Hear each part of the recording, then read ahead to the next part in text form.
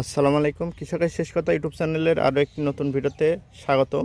আপনারা আমার সামনে যে ড্রাগন ফলটা এই মুহূর্তে লক্ষ্য করতে পারছেন, এই ড্রাগন ফলে কিন্তু কোনো প্রকার ওষুধ প্রয়োগ করা হয়নি। আপনারা দেখতে পাচ্ছেন পুরো ন্যাচারাল কায়দায় কিন্তু ড্রাগন ফলটি পাকতে চলেছে। এখন এ সময় যেহেতু আমার বাগানে এখনও নেট দেওয়া হয়নি, আপনারা লক্ষ্য করেন, এর আগে কিন্তু নেট ছিল, এই যে তার দেখতে পাচ্ছেন, এর আগে নেট ছিল, এখনও কিন্তু নেট এবছর আমি এখনও দিইনি, কিছুদিন পর দেব। যেহেতু অনেকগুলো ফুল এসেছে, এই ফুল থেকে যখন ফল হবে তখন তো আমি অন্য প্রক্রিয়ায় কিন্তু ফল সংরক্ষণ করতে পারবো না, পাখিতে কিন্তু খেয়ে ফেলে দেবে।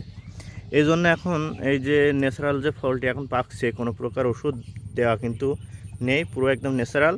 এখন এই ফলটা আমি কিভাবে রক্ষা করব পাখির হাত থেকে, এই জন্য আমি কিন্তু এই ধরনের টিস্যু ব্যাগ কিনেছি। তার কারণে কিন্তু কোনো প্রকার পাখি কিন্তু এই ফলে আক্রমণ করতে পারবে না, আমার ফল কিন্তু সংরক্ষণ করা হয়ে যাবে। তো এখন আপনারা দেখেন কিভাবে আমি এই প্রক্রিয়াটি সম্পূর্ণ করছি। এখন আমার সর্বপ্রথম যে কাজটি হবে সেটি এই ড্রাগন ফলটিতে এইভাবে আমরা এই টিস্যু ব্যাগগুলো কিন্তু পরিয়ে দেব। দেওয়ার ফলে কি হবে, এই ফল কিন্তু দেখা যাবে না, আমার পাখিতেও আক্রমণ করবে না। না হলে কিন্তু এই ফল কাল সকাল আসতে আসতে পাখিতে খেয়ে ফেলে দেবে।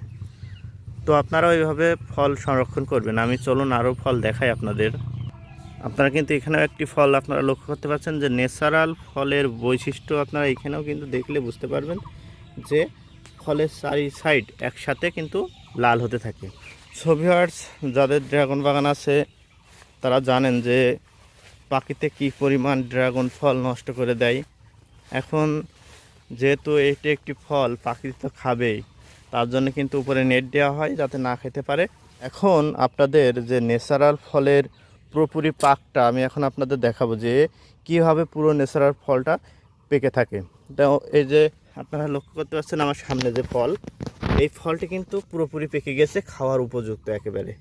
ন্যাচারাল ফলের বৈশিষ্ট্য হলো এই যে পুরো ফল একই কালার। দেখেন গাইজ, পুরো ফল কিন্তু একই কালার, একইভাবে চারি সাইড কিন্তু পেকে আছে। এই ফল কিন্তু খাওয়ার উপযুক্ত হয়ে গেছে। এখন যদি ইচ্ছা করা যায় যে ফল খাওয়া যেতে পারে, কিন্তু আমি আর দুদিন পরে কিন্তু এই গাছ থেকে ফলটি সংরক্ষণ করব। তো এখন যেহেতু গাছে ফল পেকে গেছে, এখন এভাবে থাকলে কিন্তু পাখিতে আমি বারবার বলছি, এভাবে থাকলে কিন্তু পাখিতে ফল নষ্ট করে দেবে। তো এখন আমি এই ফলটাকেও আমি সেই টিস্যু ব্যাগ দিয়ে কিন্তু ঢেকে দেবো।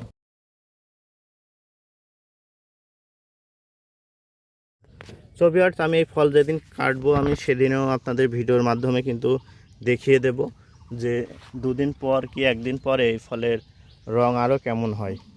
সবাই ভালো থাকুন, সুস্থ থাকুন, আল্লাহ হাফেজ।